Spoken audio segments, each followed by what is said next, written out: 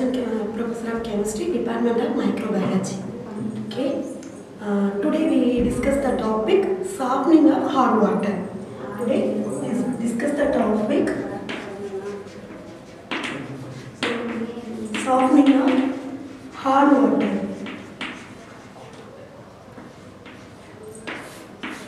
First, you know the word hard water, soft water. நமக்கு எல்லாருக்கும் தெரியும் சாஃப்ட் வாட்டரில் வந்து அயான்ஸ் வந்து ரொம்ப இருக்காது. பட் ஹார்ட் வாட்டரில் எப்படி இருக்கும் அப்படின்னா கால்சியம் ஹார்ட் வாட்டரில் நமக்கு கால்சியம் மெக்னீஷியத்தோட chloride, sulphate, then carbonate and bicarbonate இந்த அயான்ஸ் ஃபுல்லாமே கலந்துருக்கிற இந்த வாட்டர் தான் என்னென்ன சொல்கிறாங்க அப்படின்னா ஹார்ட் வாட்டர்னு சொல்கிறாங்க. கால்சியம் மெக்னீஷியத்தோட chloride, sulphate, carbonate and bicarbonate இந்த இதுலேயுமே இதோட ஹார்ட்னஸை வச்சு டெம்பரவரி ஹார்ட்னஸ், பெர்மனன்ட் ஹார்ட்னஸ்னு ரெண்டாக பிரிக்கலாம். எப்படி அப்படின்னா இந்த இது எல்லாமே என்ன வரும் அப்படின்னா டெம்பரவரி ஹார்ட்னஸ்னு சொல்லுவாங்க. டெம்பரவரி ஹார்ட்னஸ் அப்படின்னா என்ன அர்த்தம் அப்படின்னா அதை ஈஸியாக நம்மளால் ரிமூவ் பண்ண முடியும் பை சிம்பிள் ஹீட்டிங். ஹீட் பண்ணால் இந்த கார்பனேட், பைகார்பனேட் ஹார்ட்னஸை ஈஸியாக நம்ம என்ன பண்ணிக்கலாம் அப்படின்னா ரிமூவ் பண்ணிக்கலாம். இந்த இதெல்லாம் என்ன சொல்கிறாங்க அப்படின்னா பெர்மனன்ட் ஹார்ட்னஸ்னு சொல்கிறாங்க. இது வந்து என்ன அப்படின்னா ஈஸியாக நம்ம வந்து அதை வந்து ரிமூவ் பண்ண முடியாது. என்ன சப்ஸ்டன்ஸ் அப்படின்னா கால்சியம் மெக்னீஷியத்தோட குளோரைடு, சல்ஃபேட்டை ஈஸியாக நம்மளால் ரிமூவ் பண்ண முடியாது. அதை பெர்மனன்ட் ஹார்ட்னஸ்னு சொல்கிறாங்க. கால்சியம் மெக்னீஷியத்தோட கார்பனேட், பைகார்பனேட் இதை வந்து நம்மளால் ரிமூவ் பண்ண முடியும். அப்போ இது வந்து டெம்பரவரி ஹார்ட்னஸ்னு சொல்கிறாங்க. இப்போ இன்னைக்கு பார்க்க போகிற டாபிக் வந்து எப்படின்னா எப்படி இன்னும் ஹார்ட் வாட்டரை சாஃப்ட் வாட்டராக மாற்றுறது அப்படிங்கிறத பார்க்க போகிறோம். ஃபர்ஸ்ட் இதில் இது என்ன ப்ராசஸ் அப்படின்னா இதில் நிறையா ப்ராசஸ் இருக்குது. இன்னைக்கு நம்ம பார்க்க போகிற டாபிக் ப்ராசஸ் வந்து என்ன அப்படின்னா iron exchange process. Iron exchange process. இந்த ப்ராசஸ் மூலமாக என்ன பண்ணலாம் அப்படின்னா ஹார்ட் வாட்டரை சாஃப்ட் வாட்டராக மாற்றிக்கலாம். ஆக்சுவலி இது எப்படி இருக்கும் அப்படின்னா இதோட கன்ஸ்ட்ரக்ஷன் வந்து நமக்கு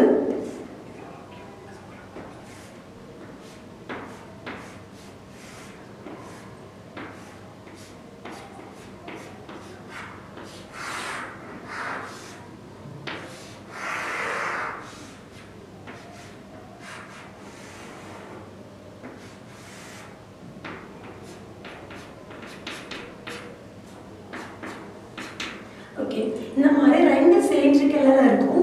ஹார்ட் வாட்டரை வந்து நம்ம வந்து மேலே டாப் வழியாக உள்ள இது பண்ணுறப்போ உள்ளுக்குள்ள வந்து என்ன இருக்கும் அப்படின்னா ரெண்டு வந்து ரெசின் பெட் இருக்கும். இதில் வந்து ஒரு resin bed one kind of மெட்டீரியலால் உருவாக்கப்பட்டதாக இருக்கும்.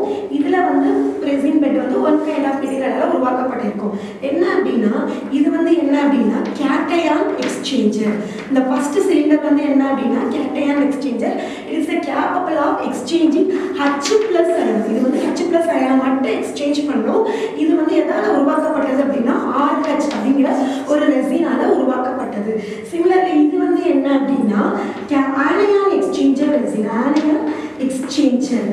ஆனையான் எக்ஸ்சேஞ்சர் இந்த பெட் வந்து எதால் உருவாக்கப்பட்டிருக்கும் அப்படின்னா ROH அப்படிங்கிற ரெசினால உருவாக்கப்பட்டிருக்கும். இதோட இது வந்து எதை வந்து ரீப்ளேஸ் பண்ணும் அப்படின்னா OH- அயான்ஸை ரீப்ளேஸ் பண்ணும். OH- அயான் உள்ள இருக்கிற ஒரு அயான்ஸை எடுத்துட்டு OH வந்து ரீப்ளேஸ் ஆகும்.